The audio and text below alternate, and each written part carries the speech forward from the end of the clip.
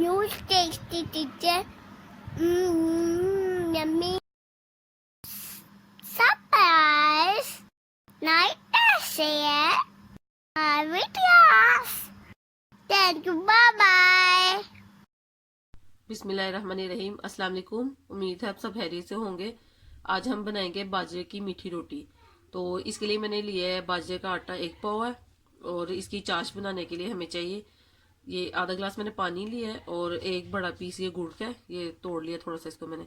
और अगर आपके पास बड़ा है तो एक, नहीं तो फिर छोटे 2 ले लें। और 1 चम्मच मैंने सौंफ लिया। और पहले अब हम इसकी चाश बना लेते हैं। चूल्हा मैंने ऑन कर लिया और ये पैन रखा है।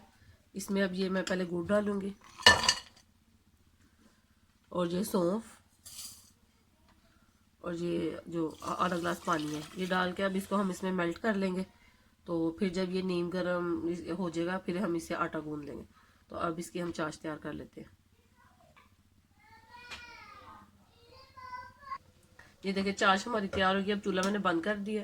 अब ये जब नीम गर्म हो जाएगा फिर हम आटा गूंदेंगे और फिर हम मीठी रोटी बनाएंगे।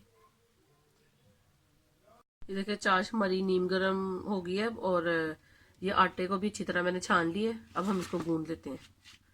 अब एक बाउल लेके इसमें मैं ये आटा डाल रही हूँ, और अब ये थोड़ा थोड़ा करके ये पानी डालेंगे इसका साथ ये गुड़ की चाश, और साथ साथ इसको गूंदेंगे। इसकी डो तैयार कर लेते हैं। इसको थोड़ा सा हम सॉफ्ट ही डो को तैयार करेंगे, क्योंकि ये जब मीठा हम किसी चीज में डालते हैं वो थोड़ा सा हार्ड हो जाता है।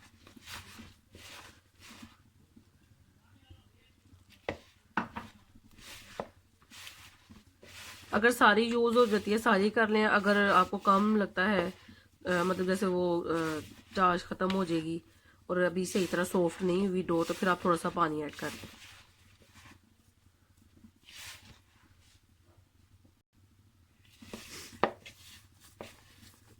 ये देखें इस तरह इसको मैंने सॉफ्ट इसको तैयार कर लिया, और मेरी सारी नहीं यूज हुई, ये थोड़ी सी ये बच गई।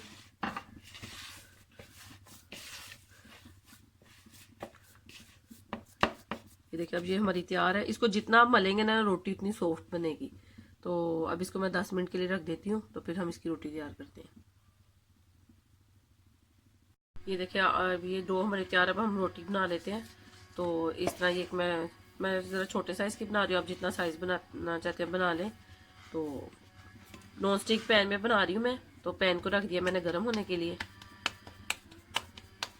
हल्का सा ऐसे पानी वाला हाथ आप लगा लें आगे पीछे से, फिर ये ज़रा टूटेगी भी नहीं और सही बन जाएगी। इसको ऐसे घुमाते जाएं।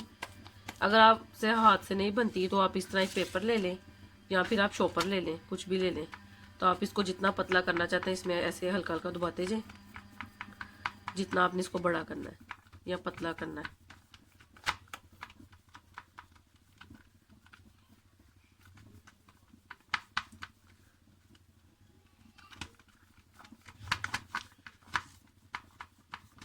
ये देखें ऐसे हर साइड से ऐसे प्रेस करते जाएं ताकि इक्वल इसकी ना ये पतली हो जाए। पेपर नहीं है शॉपर यूज कर लें, अगर हैंड से बना सकते हैं उससे बना लें, जो आपको इजी लगे। चलिए पैन हमारा गर्म हो गया, अब उसमें हम इसको डाल देते हैं। ये देखिए पैन हमारा गर्म हो गया, इसमें मैं थोड़ा सा देसी घी डाल रही हूँ। तो आप भी ये देसी घी यूज करें, इसमें इसका टेस्ट ज़्यादा अच्छा बनता है। अब इसके ऊपर ऐसे पेपर ये रोटी हम उठाएंगे पेपर समेत, और इसको उल्टा इसके अंदर फेंक दें, डाल दें, और फिर इसको पेपर को ऊपर से उतार लें।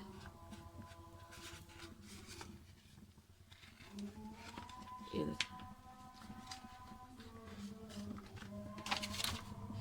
इसको हम लो फ्लेम पे ही पकाएंगे, क्योंकि वो मीठा है ना, तो फिर ये जल्दी जल जाएगी और फिर अंदर से कच्ची रह जाएगी। इसलिए इसको हम लो फ्लेम पे पकाएंगे। ये देखिए लो फ्लेम पे हमारी ये रोटी बन रही है। इसको आपने हल्का हल्का ऐसे घुमाते जाना ताकि इसकी हर साइड अच्छी तरह पक जाए। फिर एक साइड अच्छे से पक जाएगी, फिर हम इसको ना इसकी साइड चेंज कर देंगे। ऐसे इसको घुमाते जाएंगे।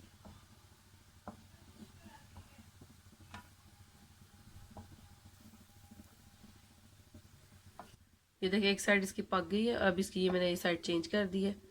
अब इसको भी हम अच्छी तरह पका लेंगे, फिर हम इसको निकाल लेंगे प्लेट में। ये देखिए दोनों साइड्स हमारे अच्छे से तैयार हो गई हैं और रोटी हमारी पक गई है। अब इसको मैं डिश आउट कर लेती हूँ और फिर बाकी की भी तैयार कर लेते हैं। ये देखिए दूसरी वाली अब इसमें मैं ये डाल रही हूँ, इसको भी हम बना लेते हैं। अब ये सर्दियाँ, सर्दियों में इस तरह की चीज़ें बहुत अच्छी लगती हैं और गुड़ वैसे भी सर्दियों में अच्छा होता है, खाना चाहिए। और ये कि इसको आप गरम गरम चाय बनाएं और इसके साथ खाएं तो बहुत मज़े का ये लगता है। ऊपर मक्खन रख लें या वैसे ही इसको खा लें चाय के साथ। ये देखिए इसकी भी एक साइड तैयार हो गई है। अब इसकी हम साइड चेंज कर लेते हैं। अब इसको भी हम अच्छी तरह बना लेंगे। ये देखिए हमारे बाजरे की मज़ेदार सी रोटी तैयार है। तो आप भी इस रेसिपी को ज़रूर ट्राई कीजिएगा और कमेंट करके बताइएगा कि कैसी बनी। अपना बहुत ख्याल रखिएगा, दुआ में याद रखिएगा। अल्लाह हाफिज़।